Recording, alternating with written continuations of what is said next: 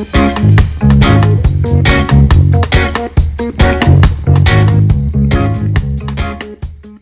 hello and welcome. Have you ever wanted to eavesdrop on someone's conversation? No, I mean, I know you've never done it, but just imagine if you could just listen in on someone else's conversation. Just imagine the things that you could learn. And today we're going to give you permission to do just that. Hello, my name is Velma Knowles, and I'm your host for Your Leadership Chat. Your Leadership Chat is designed to help you become a better leader and then live a bigger life. So listen, if you're like me, you know that you could get to choose and live your life by design or by default. And we want to help you live it by design. We want you to choose well. So today I am thrilled to have here with us, everybody listen up, got it? Okay. Here with us, my friend, and I want to call him my friend because he's made such a great impact on me. And I think friends can make an impact on you and you don't have to see them every day. So my friend is Nabil, Nabil, and his last name is El-Ghoroury. Did I say that right? Close enough. El-Ghoroury. How do we say it? El-Ghoroury. El-Ghoroury. El-Ghoroury. Yes. Okay. So we're going to call him Nabil. But I want you to know that, first of all, thank you so much for joining me. Welcome to the Leadership Chat. It's a pleasure to be here. All right. Well, great. And so for everyone that's listening in, would you just share a little bit about who you are and what you do? So I am a licensed psychologist. I have my PhD, and I am a former association executive. I spent 13 years in nonprofits associations, including 4 years as CEO of a $6 million association. And now I'm starting my own business, executive therapy and consulting, where I am doing psychotherapy with leaders and executives around the country via telehealth, and then consulting to businesses and organizations on mental health topics. So I can do telehealth to 32 states, including DC, Maryland, Virginia, Texas, Illinois. And then I've been speaking nationally on stress, wellness, burnout, imposter syndrome, and creating a culture of employee well-being. Wow. I mean, like we all, I don't know about anybody else, but we all need some help right now, right? I mean, more than anything, what a transition and a story there. I know we met several years back when we both shared a platform at the American Society Association Executives. We were in beautiful Colorado. I remember that. It was like, man, it was nice, cool weather. And you and I were sitting at a round table together and, kind of doing each other a favor, like, hey, would you use my phone and film me while I speak? And so it was pretty cool to share some great ideas. And one of those stories that you shared, your story, and I won't spoil it for everybody else here, but it really made such a tremendous impact on me. And when I thought about a valuable leader that had a story that could share with others, you came to mind. And so my first question for you kind of speaks around that story that we talked about and that you shared with so many back on that stage.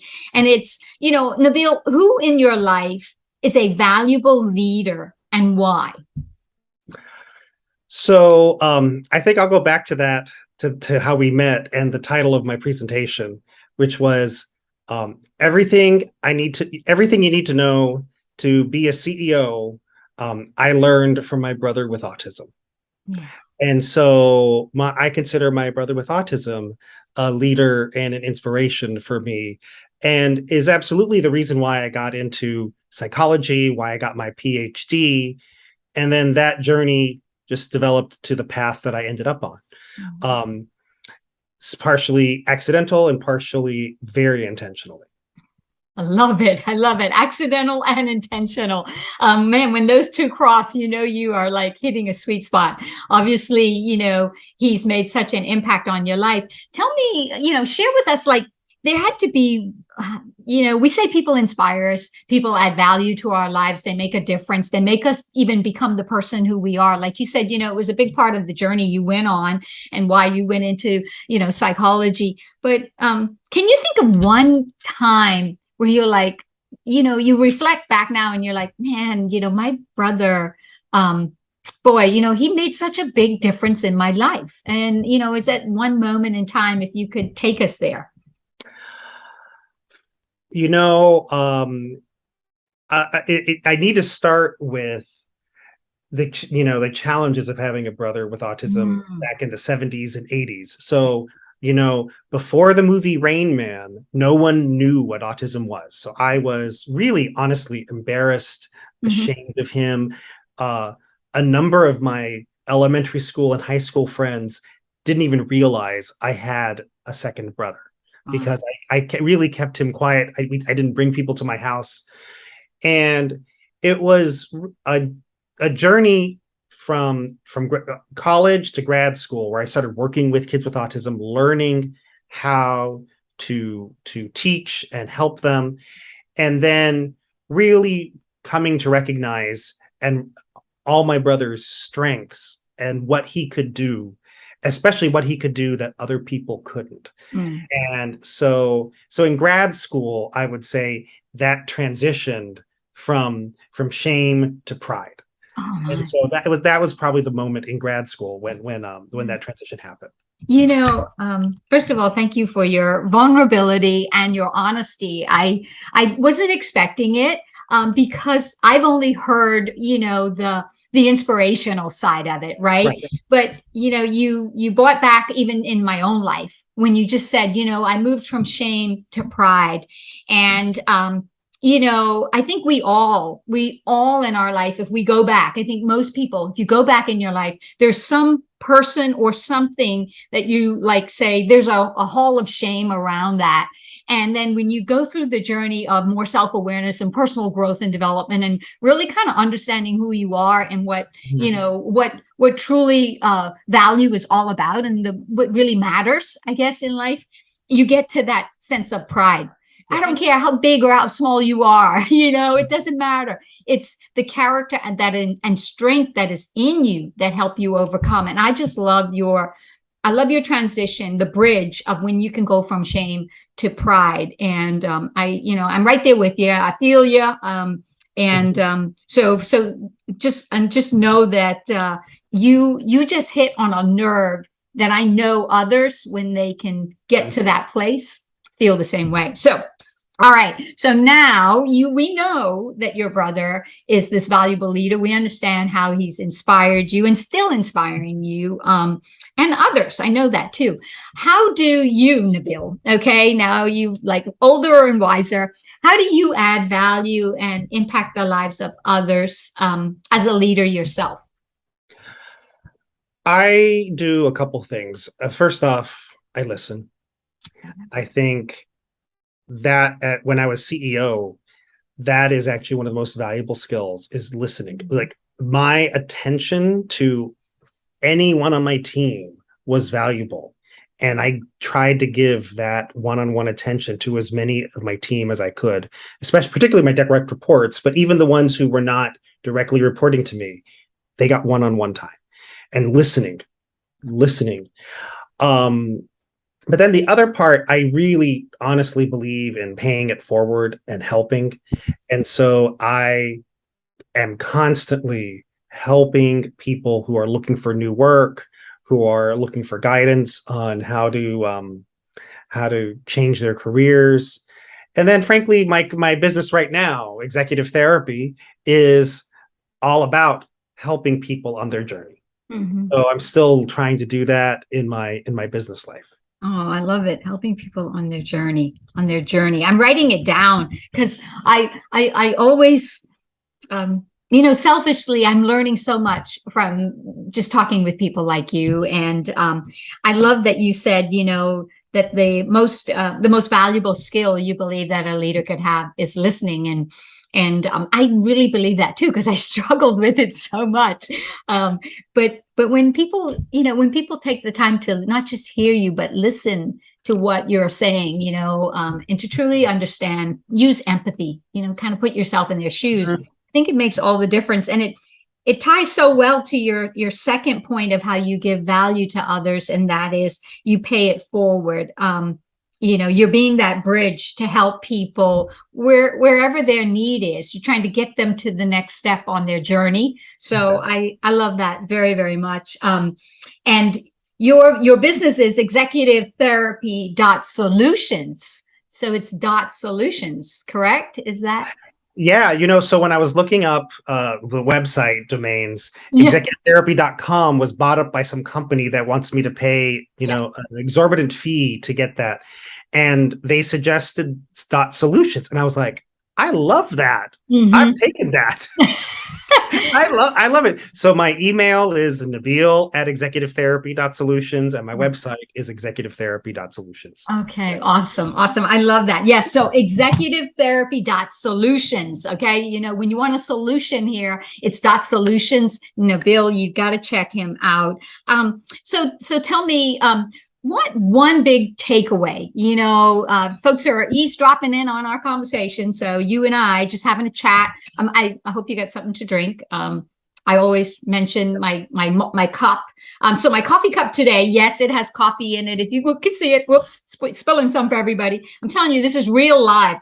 It says you are a woman of faith. And my verse for today is 2 Timothy 2:22, pursue righteousness, faith, love, and peace. So I always share, not that I'm promoting anybody's cup, but always, have a good cup of coffee, sit down, have a chat. You could do that right here. And what big takeaway do you have that you would say, if you're listening in, if I could leave you with one lesson, one valuable tip, here's what I would say. I think my big takeaway is put out into the universe what you want. State your goals. So my brother Omar, he stated his goal for years. His goal was to go to Hawaii. His goal was to go to Hawaii, and he mentioned it for 15 years. And when I moved to San Diego, I'd been away from him. So he lives in San Diego. When I had been away for 25 years, and I got a CEO job in San Diego. So I ended up living about 20 minutes from him. And so in my second year there, I actually got to take him to Hawaii. Right. And we spent 4 lovely days in Hawaii, and I got some of the best photos of him where he's happy and smiling and so joyful. And my lesson really is state into the universe what you want. And so at that, right before that, I had stated into the universe I wanted to be a CEO. And that happened within a year and a half. And so now I'm stating into the universe I want a successful therapy and consulting career. So that's what I'm stating right now. But state it out loud, state it to the universe, because you never know how things will happen, how people will help you on that journey. Right. That's my lesson. I know. And powerful lesson, because your words, there's life and death in the power of tongue. And I believe that your words have power. And, if you say it, you're hearing it, right? You're also getting a sense of belief in it. And so it points you in the direction that you want. So, speak the things, if you speak negative, you're going to get negative. Exactly. It's going to happen. You're just going to get what you focus on. You get what you focus exactly. On. So if you speak positive things, you're going to be a person that is positive, and you're going to draw that positivity to you, and other people will want to be with you to share in that. And so, I love that so much. Love the story of Omar. What a special way to say, don't just be a goal setter. Be a goal getter. And that's what you did here. Omar set his goal. He talked about it. He dreamed about it. He was going, he told you so that you worked towards, and look, you took him to Hawaii. I mean, come on. He told everyone. Well, okay. I love it. He told everyone. He was not secret about it. He shared it to everyone. Love it. So we're going to tell everyone that Nabil and Velma both want a successful consulting and coaching, business. So everybody knows it. And so again, if you want to get in touch with, if listeners want to get in touch with you, if they want to learn more about you and even Omar and the things that you're doing, how can we get in touch and learn more from you? So on Twitter and on Instagram, I'm Dr. Nabil, DRNABIL, Dr. Nabil. And on LinkedIn, I'm available as Dr. Nabil El-Ghoroury. If you type in Nabil and you're connected to Velma already, you'll find me pretty quickly. And my email is nabil@executivetherapy, one word, .solutions. All right. Awesome. So in case you're wondering, there is a doctor in the house today. Nabil, thank you so very much. My heart to yours. Thank you so very much for just, having your leadership chat with me today and giving back, paying it forward to others on their journey to become a valuable leader and live a bigger life. Hey, thanks so much for watching another episode of Your Leadership Chat. I hope that you've enjoyed this video. Make sure that you hit the subscribe button here and tap that bell icon so that you never miss another episode. I hope too that you'll give us a thumbs up on the video for a like. And then if you feel led, please share the video with those who need to see it. Thanks so much for watching. We'll see you next time on Your Leadership Chat.